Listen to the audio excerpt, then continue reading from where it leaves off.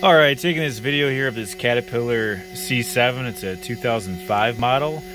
Our engine number is 117. We'll show you the miles, the hours that it starts, that it runs, and then we'll take the oil cap off and show you what the blow-by looks like.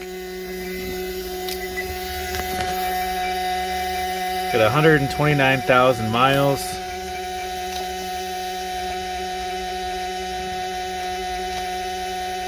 9,800 hours.